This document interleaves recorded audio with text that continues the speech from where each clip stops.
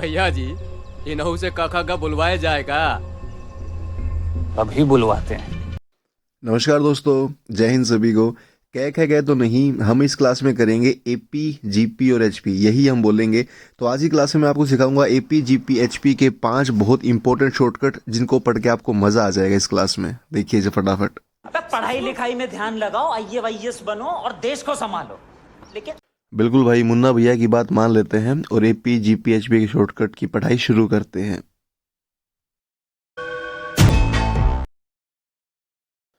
देखो जी, पहला क्वेश्चन आपके सामने है, एपी का सवाल है। अगर किसी एपी की mth टर्म n के बराबर दे रखी हो और nth टर्म m के बराबर दे रखी हो, देखो यहाँ पर m और n आपस में उल्टा हो गया है, तो pth टर्म पूछेगा तो इसका आंसर आता है B option, m plus n minus P. तो ये वो क्वेश्चन जो पेपर में बहुत ज़्यादा रिपीट होता है और फटाफट इसका आंसर हर बच्चा दे देगा। तो इसका आंसर कितना है? बी ऑप्शन इसका सही आंसर है। का सीखे छोटे, व्यापार जब भी करो जो दो कानों के बीच में है उसका इस्तेमाल करो। जो दो कानों के बीच में दिमाग है उसका इस्तेमाल भी नहीं करना हमारे शॉर्टकट में, सिर्फ क्वेश्चन को देखना है और 2 सेकंड के अंदर उसका आंसर देना है।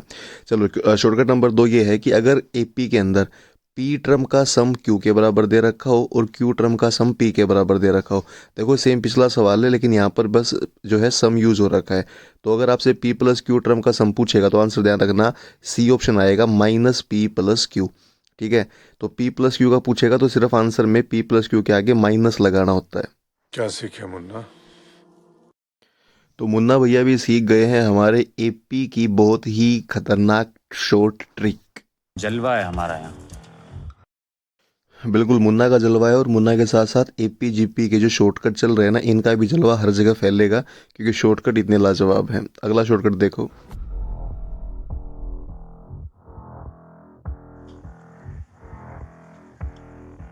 बाबर, वफादारी भूल गए तुम?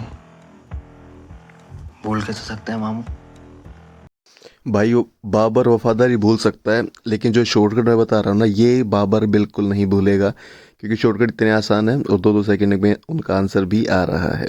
देखिए, तीसरा सवाल ये है कि अगर एपी का n टर्म का सम में दे रखा हो, जो कि दे रखा है 3n² + 2n, तो इसका आंसर क्या होता है? जो n² का कोफिशिएंट है ना, यानी कि n² के आगे 3 है, तो बस इस 3 का दुगुना करना है।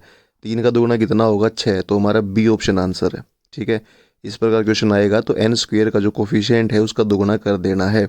अब बच्चों के दिमाग में एक बात आएगी कि सर हम शॉर्टकट याद तो कर लें, अगर पेपर में शॉर्टकट नहीं आए तो क्या होगा? रिस्क है। लेकिन भाई एक बात ध्यान रखना, अगर आप ये शॉर्टकट याद नहीं करके गए और पेपर में अगर आ गए तो रिस्क तो वहां भी है करीम भैया।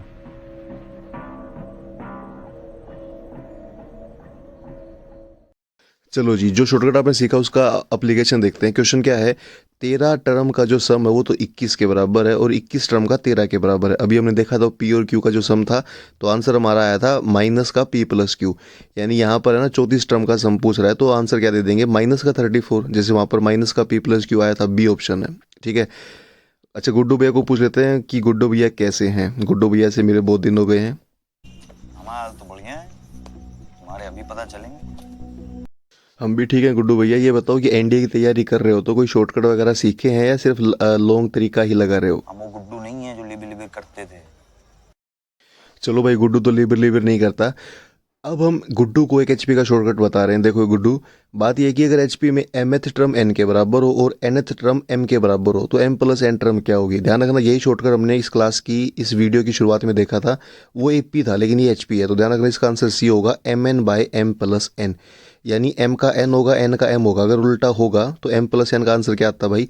जो m और n है ना, उनको गुणा कर देना और उसका सम उसके डिवाइड में लिख देना। तो आई होप ये शॉर्टकट आपको समझ में आया होगा। अब एक बार ये देख लेते हैं मुन्ना को कहीं बात पूरी ना लग गई हो, क्योंकि ये शॉर्टकट हमने गुड्डू को बता दिया और मुन्ना को हमने शॉर्टकट नहीं बताया था। तो देखते हैं। ए मुन्ना,